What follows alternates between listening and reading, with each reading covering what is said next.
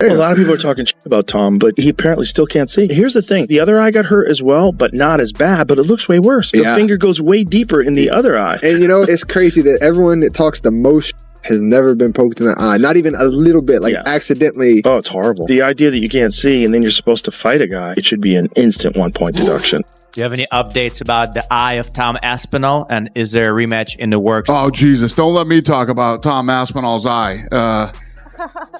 Apparently he's going in for a second surgery or just had it, and by surgery, I mean injections.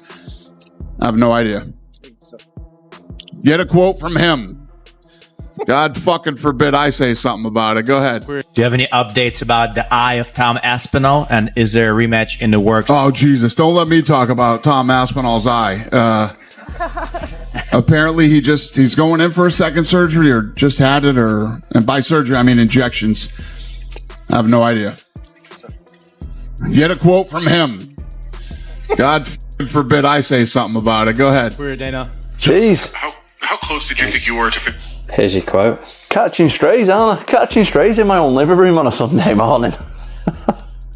Recent rumors have sent the MMA community into a frenzy after claims surfaced that Tom Aspinall may no longer be with the UFC. While there's been no official confirmation, fans are paying close attention to a pattern that's been building for weeks. Joe Rogan recently weighed in on the situation, and although he didn't state anything directly, his reaction raised eyebrows. He openly questioned why the UFC would even consider sidelining a heavyweight like Aspinall, pointing out his rare combination of speed, power, and technical skill. In Rogan's view, fighters with that level of athleticism don't come around often, especially in the heavyweight division. The speculation intensified after Dana White appeared to downplay Aspinall's eye injury, which many fans interpreted as dismissive. When that moment is paired with what supporters see as ongoing tension, short answers, and a lack of public support, a new theory has taken hold online. This situation may be less about health and more about internal conflict. What's fueling the frustration is the belief that Aspinall did exactly what the organization asked of him. He accepted fights on short notice, served as a backup champion, and stayed ready while negotiations and delays surrounding Jon Jones stretched on for more than a year. Despite that patience, fans now feel he may be paying the price. At this point, nothing is confirmed, but the uncertainty alone has been enough to throw the MMA world into chaos. The sleepy fight and then went running, and we have wasted so many fucking months, and all of it for what? For Jon Jones to eventually get to the point where the UFC were like, are you gonna fucking fight or not? And he's put a fucking tweet out to retire. That's what all of this was for, a fucking tweet. Oh, and a press conference in Azerbaijan. Jon Jones called us last night and retired. Jon Jones is officially retired. Tom Aspinall is the heavyweight champion of the UFC. It's honestly a disgrace that this is how Tom Aspinall wins his heavyweight world title when Jones never beat anyone who was the champion either. Jones was never any more of a champion than Tom Aspinall was. But for him to be announced as world champ like this, it's just not right. And when you look at the star that Tom Aspinall could be, the amount of fights he could have had in all of this time, and the fact that he's just patiently sat there and wasted months and over a year of his career in his prime because Jon Jones might want to fight him. What a disaster this is. And I can't believe that it's taken the UFC this long to figure that out. And I get it on the one hand because they're trying to give the fans what they want. And also, who would have really believed that someone like Jon Jones would delay things this long and bottle it in such fashion? I mean, it's pathetic on his part. But to be fair, Aspinall predicted it himself. So I just wish that they hadn't Michael Chandlered him this badly and kept them on ice. And inactivity is a terrible thing for fighters. And I just hope that this doesn't impact Aspinall's career any more than it already has. Because unlike Jon Jones, people can say what they want about Jon Jones as a fighter, right? We've all acknowledged he's a skilled fighter. But as a man, I think he's a piece of shit. When his long-awaited opportunity finally arrived, it was immediately derailed by a severe eye injury, one that medical experts reportedly cautioned could cause lasting damage if he returned too soon.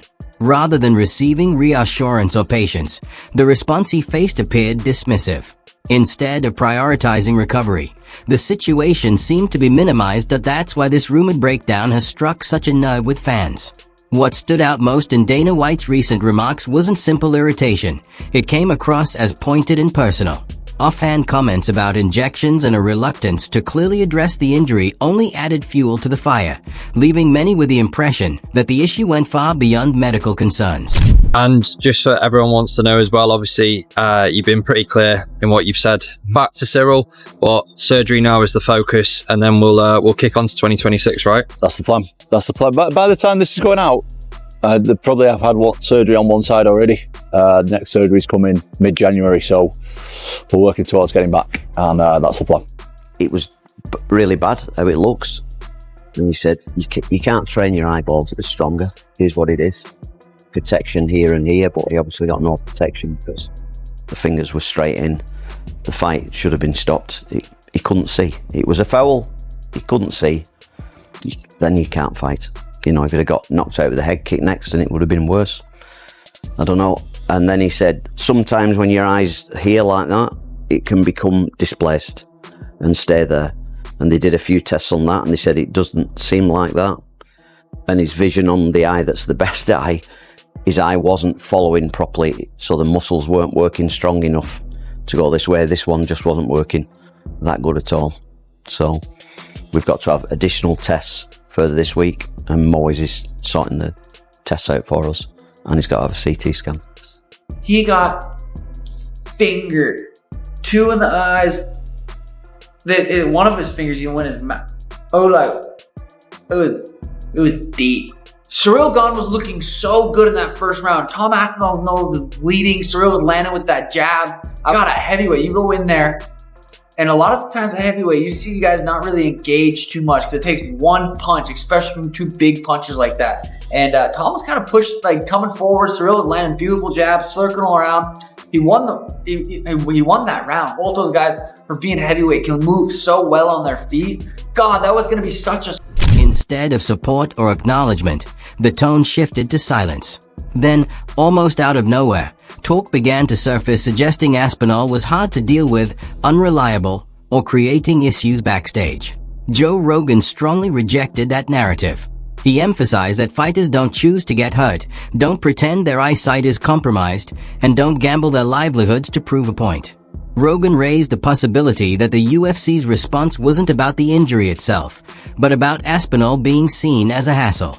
That's where things become concerning, because if someone like Tom Aspinall can be handled this way, it sets a worrying precedent for everyone else on the roster. That is your heavyweight champion. That is one of the best and most popular fighters in the world. And the reaction is, geez, don't let me say anything about him. Last I heard, he had a couple surgeries. Well, injections. Like the whole thing felt dismissive. The whole thing felt like he doesn't really believe it. If I'm being 100% honest, if I am to read his body language, and he will 1,000% say, that felt very dismissive. That felt like someone who didn't believe that his heavyweight champion was actually going through something. Anyone feel otherwise? No, it was exactly that. And by surgeries, I mean injections. That's like a direct shot at him. Yes. Oh, God forbid I say something. Yeah, no, that's like flip it. It was just, if I'm Tom Aspinall sitting there, I'm like, man, what did I do to this guy? All I've done is stepped up to the plate, and I got poked in the freaking eye. And you think I want to get injections for fun? Do you think Tom Aspinall is injections or not, surgery or not? Do you think he's doing this for fun? And the world has no idea how much his life has changed as a result of all of this. Do you think he is doing this for fun? Do you think he's doing this to prove a point to all of you who thought he was faking? It's absurd to me. He could have easily answered that question like, to be honest, he's just working through things. Hopeful he'll be back. Wishing him the best. We'll be here when he's ready to come back. Like what? Why did it have to be that? The guy that's currently ranked number 10 is his friend, Anthony Elijah, and he would vacate the title if Elijah got to a point where he was going to fight for the title. I hate that, Tom saying I'd vacate if he fought.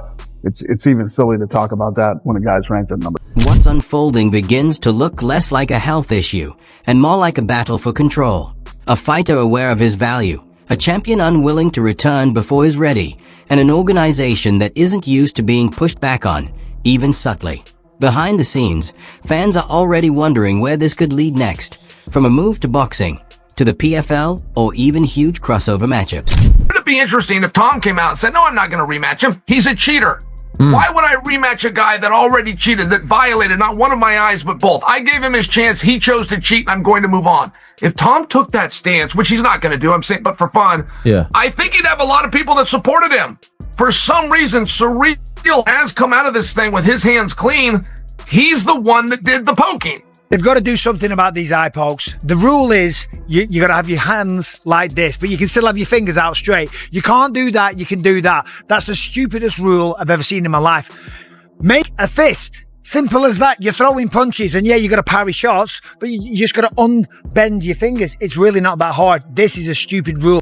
Only Tom knows what happened. Could he see? Couldn't he see? Could he continue? I can't make people fight if they feel they've been injured. After the Jones fight, a lot of people wrote Cyril Gane off. He looked damn good tonight. I mean, he had Tom bloodied up, and Tom didn't want to continue in the fight. The rematch is very interesting. Think about Dana White saying Tom didn't continue. Tom didn't want to continue in the fight, so. And then also, who gives it to eye pokes? Who gives it? Well, listen, I didn't continue. I'll tell you why I didn't continue. Because I'm not a dummy. Like, I'm not going to go out there and fight one of the best strikers in the world if I can't see. I know, as an MMA fighter, look, things are going to happen in the fight that compromise you. Go back and watch my fight with Arlovski. The end of the first round, he punched me right in the eyeball. Final 20 seconds of the first round. Oh, big right from Arlovski. For the rest of that fight, I couldn't see him out that eye. That's fine. If you get punched or kicked in the eye, that's fine. If you get double eye poked in both eyes and you've got no vision because of a foul, why should I carry on so some dummy can look and say, oh yeah, Tom just got knocked out? Because I ain't going to fight if I can't see anything because of a foul. So they've announced this White House UFC fight. Can we expect to see you on the card? I can't promise anyone anything, but I have very strong feeling that I'll be on that card. It's going to be historic. But who would you take on? Who would be your dream opponent? I would want to take on whoever's holding the belt at the end of the year. Any possible names you think? Well, I mean, as of right now, the champion is Tom Aspinall, but we'll see who's the champion at the end of the year. Be only fitting to have an American guy fight for the championship that night. I'd be willing to put it all on the line. Nice. I'll be interested to see if he wins his next fight. Cause what's the rumor? Cyril Gane? Cyril Gane, supposedly. There's a video that hasn't gone viral, but one of his losses, he was very much an adult. I believe already a black belt, and he was taken down, and the guy twisted his ankle. He had no defense. He tapped so quickly. I had a fight where I got armbarred, and I was literally willing to let somebody break my arm before giving up. This is Vitor Belfort. Vitor Belfort. With Tom, the moment he felt any pressure on his ankle, he tapped immediately, which lets me know a lot about him. I guess the clarifying question then is, if Dana and Hunter do come to you after this fight, the figures make sense to you, would you then be open to fighting Tom Aspinall, or are you categorically thinking, he does nothing for me, I will not fight that guy? He does nothing for me. He does nothing for me. If you're a person that wants to see me really challenged, then I get it. 7 years younger, like 35 pounds bigger than me, right? I get it. It's like, wow, this John's so good. We finally found someone way younger and way bigger than him. Let's see how he does against that. I get that narrative. But for me, if you were my manager, if you were on my team, why not fight against Pereira, a guy who's the same age as you, and we walk around the same exact size? Business-wise, it makes more sense. Fight I'm gonna call him this, fight the nobody that may be more dangerous, or fight the guy with all the accolades who's incredibly dangerous, but it actually will affect your legacy. And Tom Aspinall is a very good man, in my opinion. And I just hope he gets the treatment that he deserves for the remainder of his UFC career, because this hasn't been good enough. The one good thing to come out of this for Tom Aspinall, other than the heavyweight title, is kind of his aura now. When the greatest of all time won't even step in a cage with you, it builds up who you are, right? You have that fear factor of the guy who everyone was scared of is scared of him. How fucking good is Tom Aspinall? Very good is the answer. And it's funny because in all of the posturing that John did, in the tweeting and the interviews, and I don't care, I don't want to fight him, he doesn't do anything for all of that coping that we witnessed, where he was trying to say everything he could to make himself feel better about not wanting to fight this guy, and telling us all how unbothered he was in fighting Tom Aspinall, showed exactly how bothered he was. Because John Jones, like, you know, even though he thinks he's smart, He's a child, right? And he doesn't realize in all of that coping, we can read him like a fucking book. And all he's done is kind of promoted Tom Aspinall for an entire year in this tour that he's gone on, in showing you're scared of him, mate, and we fucking know you are, because actions speak louder than words. And John Jones has moaned his entire career about fighter pay. He named his price. Dana White gave him it and said, "Yep, no problem," and he still turned down the fight. This is a man motivated by money. He never shuts up about it. You get your biggest payday ever, and you still haven't got the balls. Aspinall is nearing the end of his contract, and his team has already suggested that boxing could offer him both higher pay and greater control over his career. If the UFC is indeed trying to push him out, this could be a turning point. Joe Rogan captured it perfectly. Losing a fighter like Aspinall over internal politics or pride wouldn't just look bad, it would be a major leadership failure. True champions like him are rare, and once they leave, they rarely come back.